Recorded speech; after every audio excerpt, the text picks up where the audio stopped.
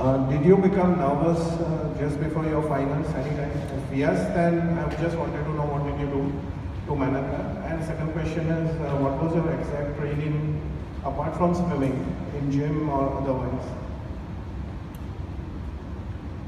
I love the first question, which was I nervous before my race? So I had been competing really from the age of, say, 9 until 24. And every time I raced, going up to the race, I would be incredibly nervous. And I would always say, you can't be nervous, you can't be nervous, you can't be nervous. And sometimes I would also say, you've done everything possible to prepare for this, therefore you should not be nervous, you should be confident. Always so nervous. At the Olympics, and at a lot of other really big meets now, they have something called a ready room. And a ready room is like a small room somewhere, although they're bigger and more luxurious now than when I first experienced the ready room. And they would take the 8 people who are going to be competing in the finals and then put them in there together. And they did it mostly because every now and then you would find a flaky person who would completely forget and then be speaking to their parent or in the bathroom or something, and they would miss an event. Too embarrassing in a big meet, so they corral them, put them in a room. But people would also play mind games in there. And I remember they had it set up so there were 4 chairs, and you were facing each other. And I was sort of a little bit of the new kid on the block. I had a guy come up, won't mention his name, and he stood in front of me and pretty much was tying and untying his bathing suit right in my face. I was getting more and more nervous. And then I got out to the deck of the pool, and once again, any other meet that I'd been to in my entire life was, the pool decks, meaning the area behind the block, all that space. It was always packed with coaches and other swimmers, people talking, timers, all of that.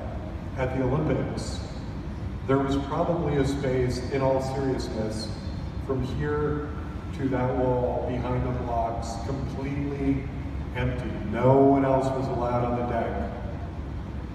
You're wearing a little bathing suit, maybe a little self-conscious, and I'm standing out here all alone, feeling very exposed. Makes you even more nervous.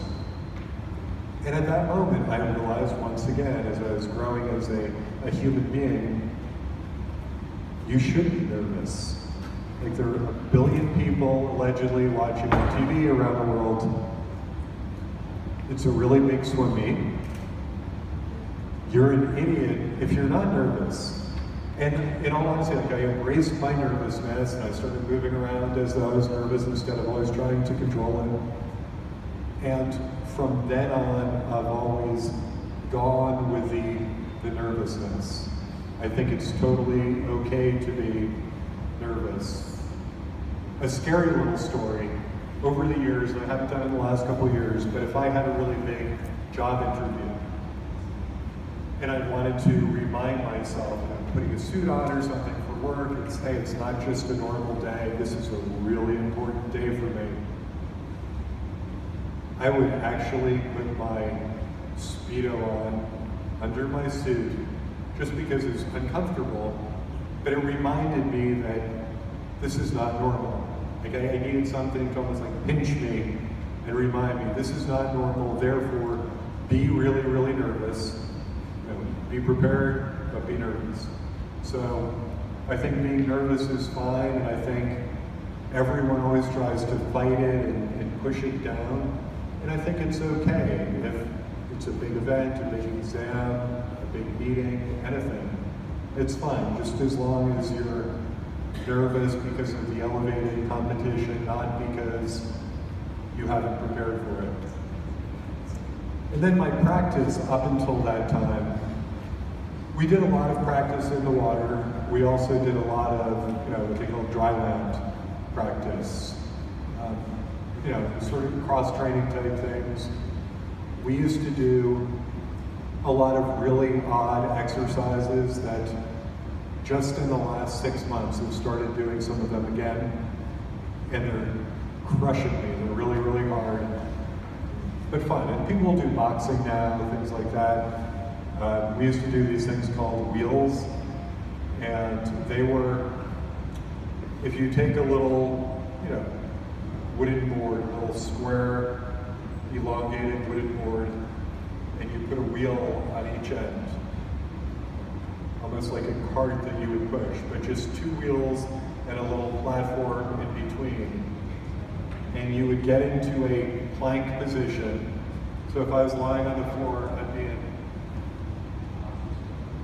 that position with my toes pointed behind me, with that board resting across my shins, just in front of my ankles. And you walk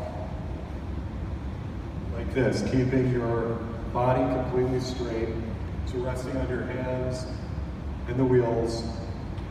And we would go up and down these stadium ramps. The stadium seated 108,000 people. It was giant. And we'd go downhill, uphill, lots of stuff like that, a lot of rope climbing, lots and lots of rope climbing, a lot of weights, all kinds of stuff. We would do things called hops, that it's almost like a jump, hands behind your head, get down low, and hop as high and far as you can. And when our coach wanted to embarrass us, he would make us do it from the pool over to the stadium, through the entire student body at the University of Texas, and to be hopping along like a giant frog. But lots of stuff that you can do. And as we were discussing the other day, I'm a big believer in good training outside of the water, because sometimes if you're just going back and forth in the pool, it can be very monotonous. And so it is really important to do something that helps keep it fun, develops other muscles a little bit differently, and is a change from just water time. Compared to other people, what makes you going after that?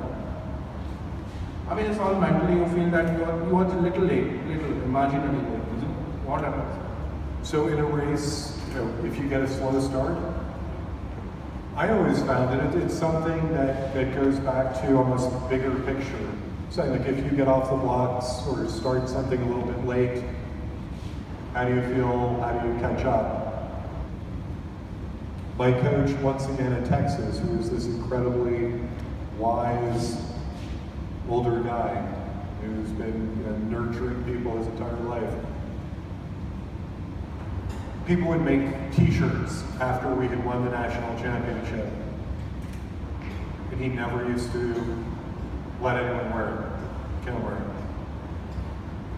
He would always say, if winning were easy, everyone would win.